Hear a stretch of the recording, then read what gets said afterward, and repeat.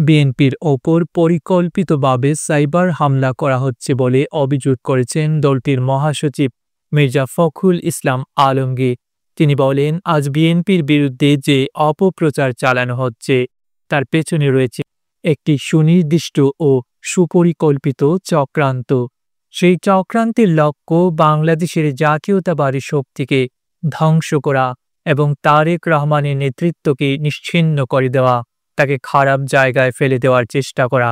তবে বিএনপিকে এত সহজে তুড়ি মেরে উড়িয়ে দেওয়া যাবে না। বিএনপি বারবার প্রমাণ করেছে ধ্বংসস্তূপের মাঝ থেকে জেগে উঠতে পারে।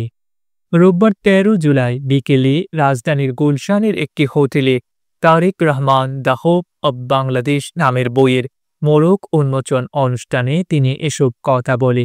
বইটি সম্পাদনা করেন এসব দলের সাধারণ সম্পাদক শহীদুল ইসলাম বাবুল। মির্জা ফখরুল বলেন, তারেক রহমানের সাধারণ দক্ষতাই তাকে নেতৃত্বে এনেছে। এই নেতৃত্বটা এসেছে অনেক দিক দিয়ে।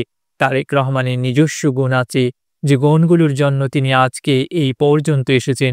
আমি বেশ কিছুদিন তার সঙ্গে কাজ করছি। তারেক রহমান দায়িত্ব পাওয়ার পরে, অর্থাৎ ম্যাডাম জেলে যাওয়ার পরে ওনার সঙ্গে সরাসরি কাজ করছি। আমি দেখেছি অসাধারণ একটা সাংগঠনিক দক্ষতা আছে তার। এটা খুব কম রাজনীতিবিদদের মধ্যে আছে। অসাধারণ। অতি অল্প সময়ের মধ্যে তিনি বিশাল একটা অংশকে সংগঠিত করে ফেলতে পারেন। অল্প সময়ের মধ্যে তিনি বাংলাদেশের গ্রামে একেবারে ওয়ার্ডে পৌঁছে গেছেন। সে কারণে তিনি সংগঠিত করে ফেলতে পারেন। বিএনপি মহাসচিব বলেন, বিএনপির যে একটা বিশাল যুব ও ছাত্র সমাজ আছে, এটাকে সংগঠিত করতে হবে। বিএনপির রাজনীতিটা তাদের মাথার মধ্যে ঢোকানোর চেষ্টা করতে হবে। এটা আমাদেরই করতে হবে। আমরা গত সময়গুলোতে শুধু লড়াই করেছি, কিন্তু সেই লড়াইটাকে সমৃদ্ধ করবার জন্য যে জ্ঞানটা, সেটা কিন্তু আমরা অনেকেই অর্জন করতে পারিনি।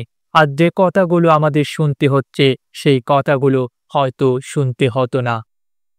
২০০২ সালে খালেদা জিয়ার চীন সফরের কথা উল্লেখ করে তিনি বলেন, ওই সফরে তার সঙ্গে আমারও যাওয়ার সুযোগ হয়েছিল। সেখানে প্রচণ্ড শীত ছিল, ডিসেম্বর মাস, বরফ পড়ছিল, বাইরে অনুষ্ঠান করা সম্ভব ছিল না। সেজন্য গ্রেট হলের ভেতরে ম্যাডামকে গার্ড অব অনার রিসিপশন দেওয়া হয়। পরে ম্যাডাম চীনের প্রধানমন্ত্রীকে নিয়ে আমরা যারা তার সঙ্গে গিয়েছিলাম তাদের পরিচয় করিয়ে দেন। ওই পরিচয় পর্বে আমার মনে আছে, আমার পাশেই ছিলেন আমানুল্লাহ আমান, তার পাশেই ছিলেন তারেক রহমান। তখন তারেক রহমানের সামনে গিয়ে চীনের প্রধানমন্ত্রীকে খালেদা জিয়া বললেন, মাই সান। প্রধানমন্ত্রী তার হাতটা শক্ত করে ধরে ঝাঁকি দিয়ে বললেন, carry the flag of your father and mother. BNP মহাসচিব আরও বলেন, তারেক রহমান নির্যাতন সহ্য করছেন, শারীরিক নির্যাতন সহ্য করেছেন, নির্বাসিত হয়েছেন, একা থেকেছেন। এই যে পরিবার থেকে বিচ্ছিন্ন হওয়া, সব কিছু মিলিয়ে তারপরেও তারেক রহমান মাথা নত করেননি।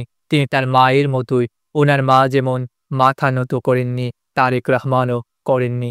বিগত আন্দোলনে বিএনপির সমর্থিত অনলাইন অ্যাক্টিভিস্ট ও ব্লগারদের ভূমিকার কথা স্মরণ করে সবসময় তাদের পাশে থাকার কথাও বলেন মির্জা ফখরুল। ডেস্ক রিপোর্ট, আধুনিক কাগজ।